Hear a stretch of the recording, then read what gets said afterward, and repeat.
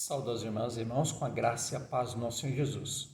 Você já ouviu algo sobre o tema Ser Metodista é bom demais? Então não é tarde para conhecer algo sobre esse tema que tem a ver conosco mesmo e nosso contexto atual. Ele faz parte de uma proposta de vida visando a missão trazida ao 43º Concílio Regional da Igreja Metodista na Terceira Região Eclesiástica, no mês de julho do mesmo ano. E o seu idealizador, com a equipe que o assessorou, foi o bispo José Carlos Pérez. Pode-se assim dizer que foi um sonho que se concretizou numa estratégia missionária. Mas o que ocasionou o nascimento desse tema tão importante para nós que deve perpetuar? Tudo começou no momento em que se pensou em como tornar o plano regional missionário cativante para despertar tanto o ministério clérigo quanto a membresia local para viver e levar adiante o ídolo de Jesus. E dessa forma o programa Ser Metodista é bom demais passou a contar com 3 projetos em si. O primeiro, plantar; o segundo, revitalização de igrejas; e terceiro, formação pastoral continuada. E o que podemos entender sobre o tema Ser Metodista é bom demais? É importante que conheçamos um pouco sobre a nossa herança, sobre como o movimento metodista, na época da liderança de John Wesley, no século XVIII, trouxe transformações não apenas espirituais, mas também sociais na Inglaterra, na época em que vivia o período da Revolução Industrial. Por isso é necessário que o mesmo fôlego, na época, ocorra hoje em nossa área regional. Assim, é imperativo que voltemos ao primeiro amor e nessa tarefa, clérigos e leigos se sintam especiais ao viverem e apregoarem as boas novas de Jesus com o nosso jeito metodista de ser. Dessa forma, não serão palavras ou propagandas que agirão em nossa autoestima, mas com atos concretos para ganharmos vidas para Jesus. Conheçamos assim o projeto Plantar. Ele tem a ver com a missão da igreja, especificamente o ID de Jesus. É também uma forma de dar um novo fôlego ao plano regional missionário e não trocar por outro.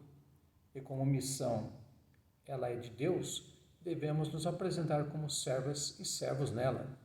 Dessa forma, o projeto traz em si o desafio de implantarmos igrejas locais metodistas em cidades onde não há, além de fortalecermos a conexidade entre as igrejas metodistas locais, não apenas em orações e cultos, mas também com captação de recursos financeiros, materiais e humanos.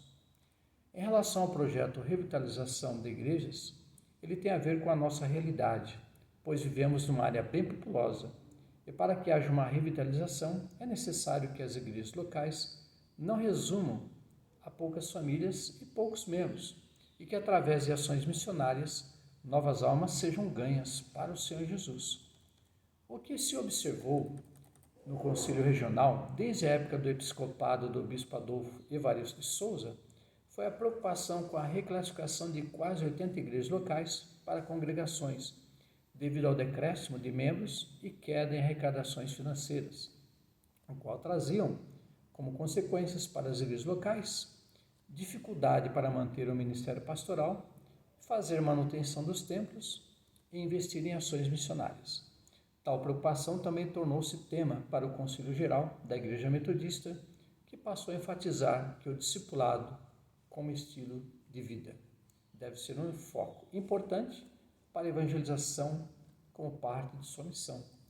Mas, infelizmente, o que observou foram algumas atitudes que têm impedido a revitalização e crescimento de igrejas locais.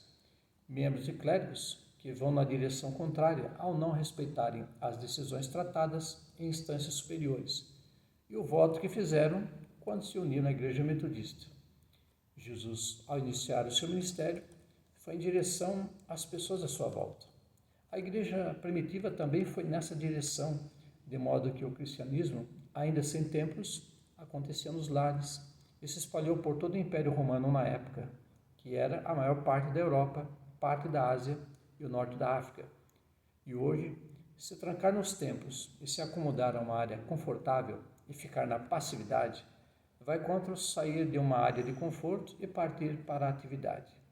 Deus, através de Jesus, mostrou que a salvação não era apenas para os judeus, mas também para os gentios estrangeiros.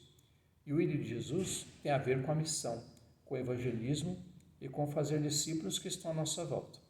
E revitalização tem a ver com a ida de Jesus, de trazer almas para as igrejas locais e não tê-las como igrejas de manutenção ou um clube fechado para seus atuais membros. Chegamos agora ao projeto de formação pastoral continuada. Ele tem a ver com a atualização e a qualificação dos clérigos para melhorarem ainda mais seu desempenho em suas tarefas nas igrejas locais. O fato é que depois que os clérigos se formam, eles ainda estudam e pesquisam o que podem, como parte de sua vida para o pleno exercício do ministério pastoral. Entretanto, as instâncias superiores podem prover para todo o corpo clérigo o que é necessário para suas atividades, com novos e importantes subsídios teológicos e de respectivos instrumentais para o pastorado. E nesse projeto estarão inclusos estudos sobre a plantação de igrejas, a revitalização de igrejas, o evangelismo e o que mais for necessário para aperfeiçoar os clérigos com métodos que ainda não tenham como essenciais, para abordagens pessoais em evangelismo de rua e discipulado com pequenos grupos, para ganhar almas para Jesus. Dessa forma, espera-se que o ministério clérigo tenha instrumentais para revitalizar igrejas locais e abrir pontos missionários, com evangelismo, grupos de discipulado e outras formas, para fazer missão e trazer almas para o Senhor Jesus. E com esses instrumentais, será possível trabalhar com igrejas em carência para sua devida recuperação ao ter novo fôlego de vida para a obra. Assim, irmãs e irmãos, oremos e façamos a nossa parte para que o tema ser metodista seja bom demais, de fato. Amém. Um abraço fraternal em Cristo Jesus, meus irmãos, e vamos à obra.